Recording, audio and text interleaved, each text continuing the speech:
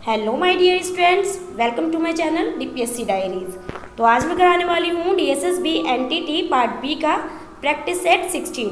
इससे पहले मैंने 15 करा दिए हैं। जिसने भी प्रैक्टिस सेट सारे नहीं देखे हैं और जो भी डीएसएसबी की तैयारी कर रहा है वो मेरे चैनल पर अभी जाइए और जाकर सारे प्रैक्टिस सेट लगाइए, जिससे आपकी तैयारी और भी बेहतर बन सकती है। तो बिना टाइम वेस्ट किए स्टार्ट करते हैं अपना प्रैक्टिस सेट। मैंने आज की प्रैक्टिस सेट में 30 MCQs लिए हैं, जिसमें मैंने कुछ फैक्चुअल क्वेश्चंस डाले हैं जो डीएसएसबी अक्सर पूछता रहता है। अक्सर क्या, ऐसे ही क्वेश्चंस दिमाग में बिठाना बहुत ज़रूरी है, क्योंकि ऐसे क्वेश्चंस कभी कभी हमें याद नहीं रहते हैं। तो आइए इसी पे हमने अपना 16 प्रैक्टिस सेट बनाया है। Child development and pedagogy. Child development and pedagogy से रिलेटेड हैं हमारे 5 क्वेश्चंस। तो फर्स्ट क्वेश्चन क्या है, who is known as the father of cognitive development theory. इनमें से कौन है कॉग्निटिव डेवलपमेंट का फादर, किसको कहा जाता है? ए जीन पियाजे, बी वाइगोस्की, सी स्किनर या फिर डी थॉर्नडाइक। थॉर्नडाइक नहीं है, स्किनर भी नहीं है, वाइगोस्की नहीं। ए जीन पियाजे बिल्कुल करेक्ट हो जाएगा। कॉग्निटिव डेवलपमेंट थियोरी के फादर जीन पियाजे को कहा जाता है, तो ऑप्शन ए करेक्ट हो जाएगा। Next question, Erik Erikson पर्पस्ड how many stages of psychosocial development. इनमें से एरिक एरिक्सन ने कितनी स्टेजेस बताई हैं साइकोसोशल डेवलपमेंट की? ए 6 या फिर बी 8 या फिर सी 10 या फिर 5। 5 नहीं है, 10 भी नहीं और 6 भी गलत हो जाएगा। ऑप्शन बी बिल्कुल करेक्ट है। एरिक एरिक्सन ने 8 स्टेजेस दी है। ऑप्शन करेक्ट है कौन सा? 8 वाला। तो थर्ड क्वेश्चन किसकी बात कर रहा है? At what age does a child typically start speaking two word sentence. अब इसमें बताना है कि बच्चा किस एज में बोलने लगता है two word sentences. A 6 months, B 1 साल में या फिर 2 साल में या फिर 3 साल में। तो 6 मंथ्स में बच्चा नहीं बोलेगा, 3 इयर्स में भी नहीं, 1 ईयर्स में भी नहीं। बच्चा 2 साल में बोलने लगता है टू वर्ड सेंटेंसेस, ठीक है। तो ऑप्शन सी बिल्कुल करेक्ट हो जाएगा। Next question, which theorist emphasised the role of social interaction in learning. कौन से थियरिस्ट थे जो एम्फसाइज करते हैं role of social interaction in learning पर? ए स्किनर, बी पियाजे, सी वाइगोस्की या फिर डी पैवलो पैवलो नहीं है, पैवलो कंडीशनिंग की बात करते हैं। स्किनर भी नहीं है, स्किनर रिफोर्समेंट की बात करते हैं। और बी प्याजे का अभी हमने पढ़ा है, वो कॉग्निटिव डेवलपमेंट की बात करते हैं, तो प्याजे भी नहीं होगा, बचा सी वाइगोस्की बिल्कुल करेक्ट हो जाएगा। वाइगोस्की सोशल इंटरेक्शन की बात करते हैं, तो option C correct. Fifth question, Froebel is known for developing. Froebel को कैसे जानते हैं?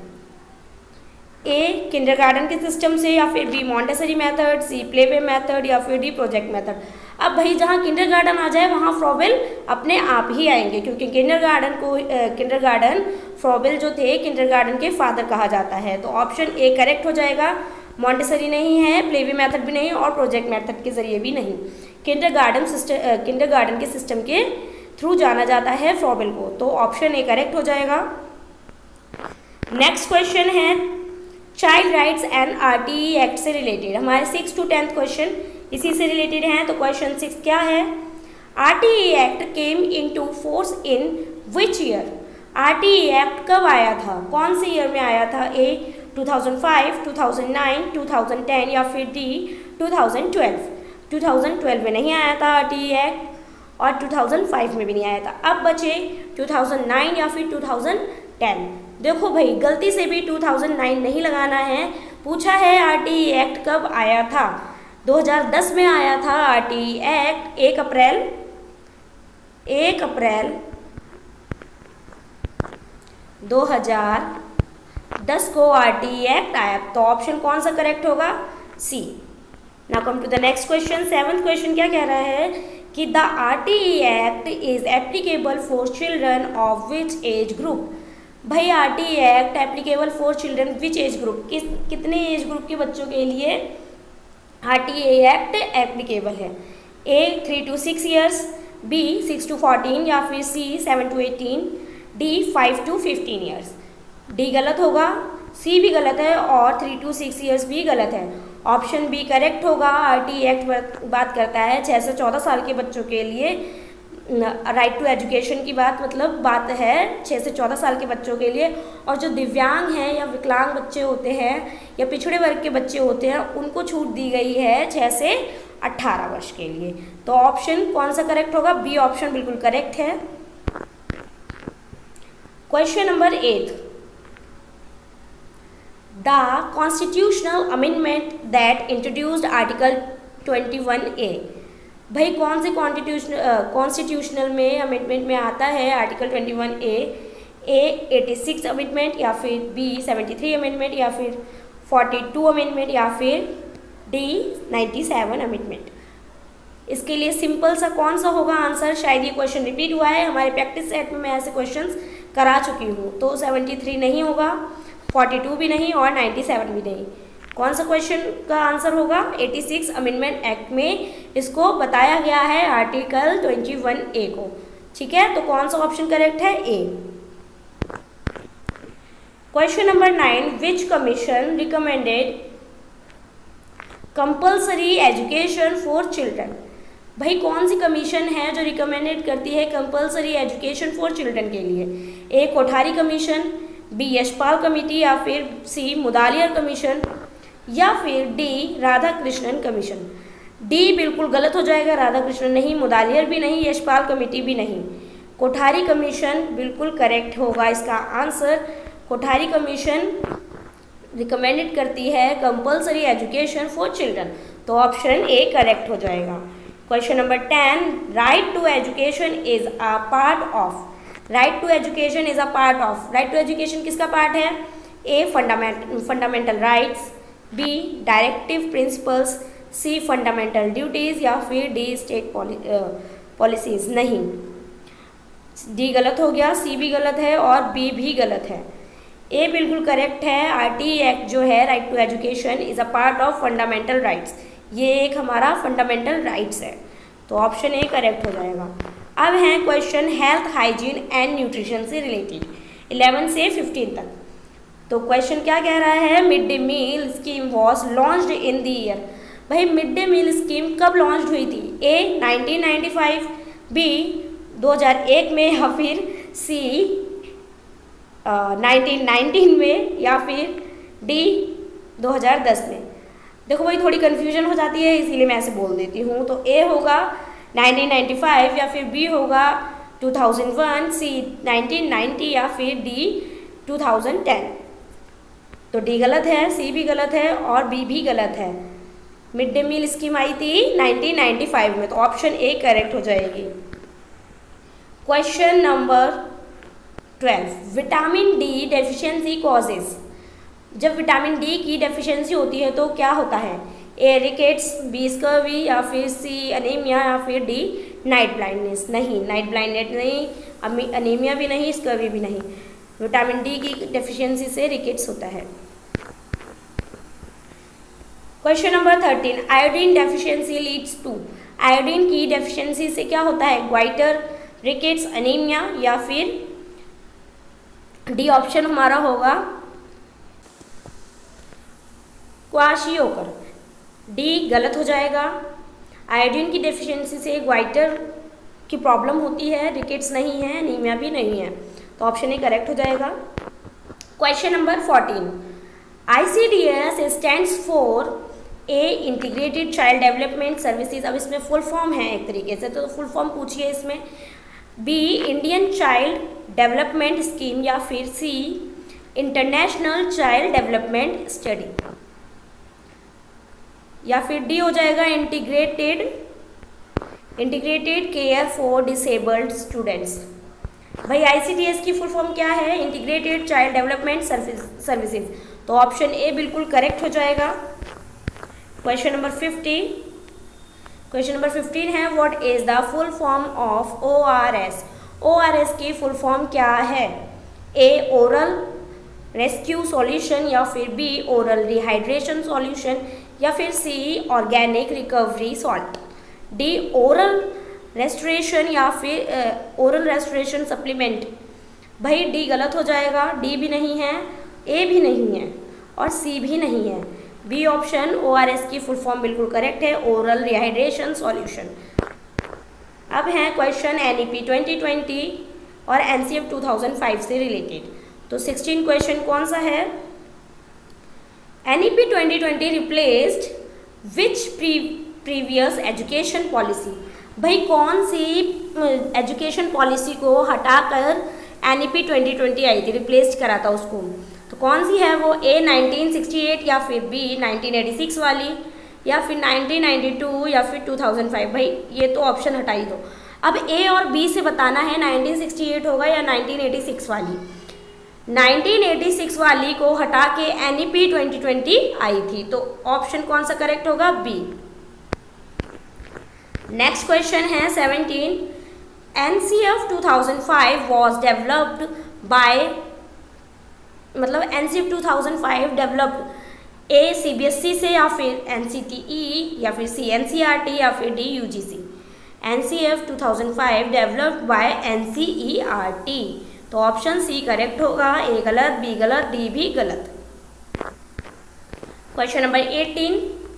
According to NEP 2020, the foundational stage includes which classes?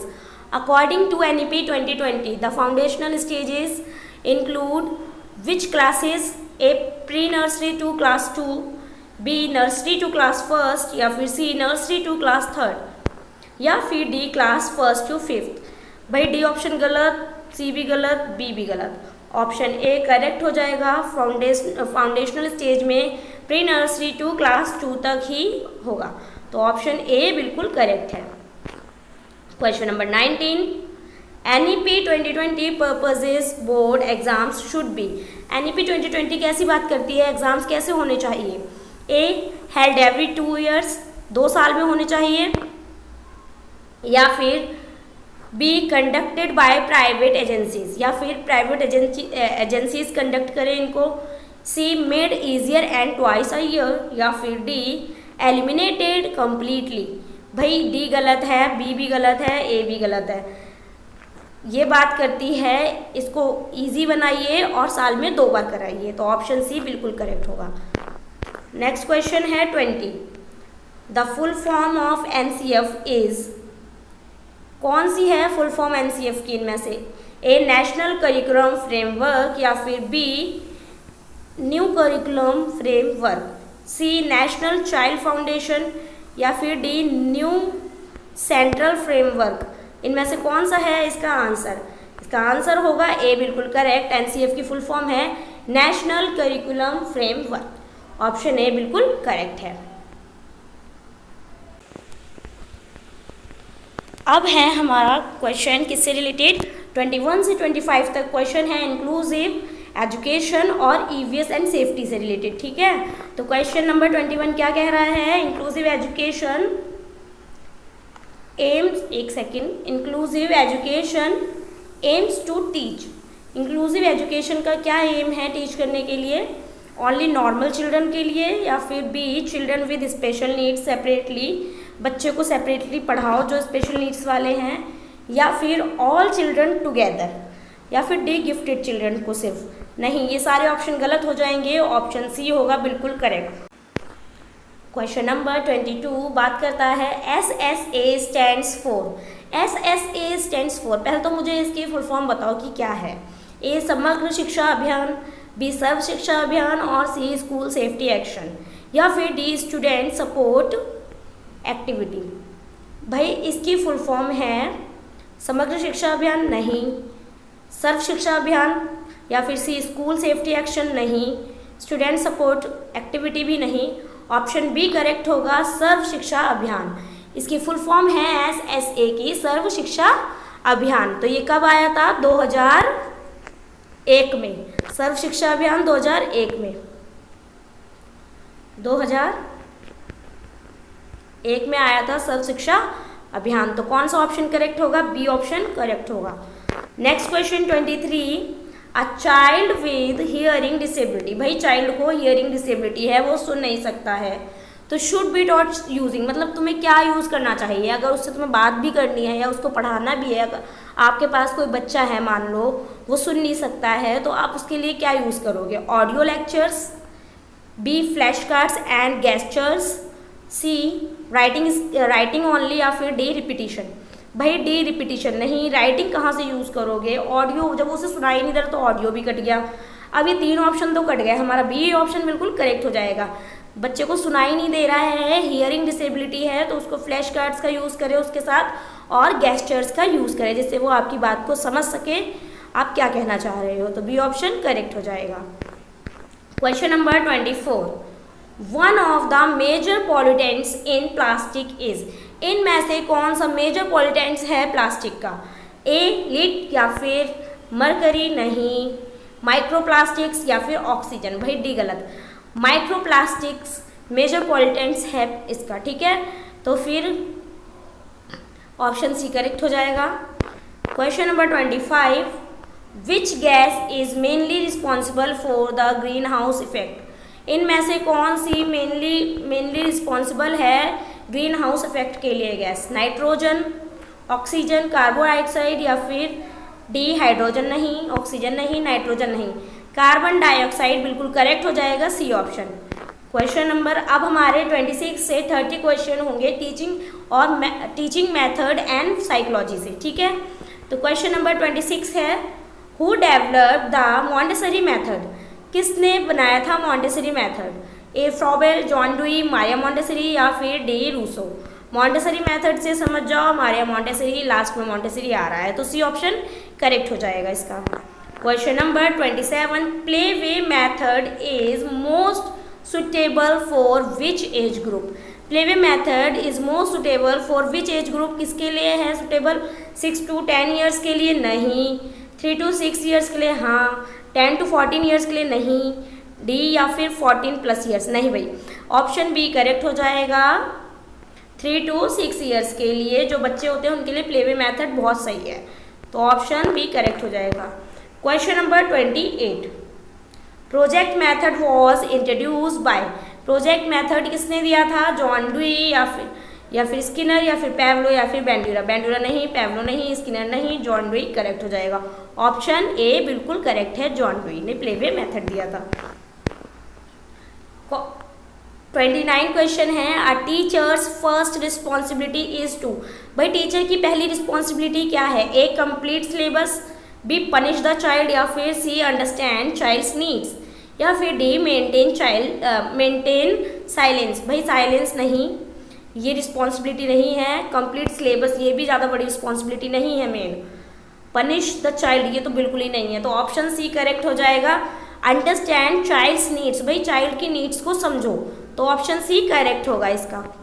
Question number 30, ये हमारा लास्ट क्वेश्चन है, which tool is used for measuring intelligence, इनमें से कौन सा टूल यूज़ किया जाता है इंटेलिजेंस को मेज़र करने में, ए बाइनेट स्केल, बी जीपीए या फिर सी बीएमआई या फिर D height chart, height chart नहीं, सी भी नहीं, बी भी नहीं, ऑप्शन ए करेक्ट होगा, बाइनेट स्केल को यूज़ किया जाता है इंटेलिजेंस को मेज़र करने में। तो ये था हमारा आज का लास्ट क्वेश्चन। तो 30 क्वेश्चंस कंप्लीट हो गए हैं।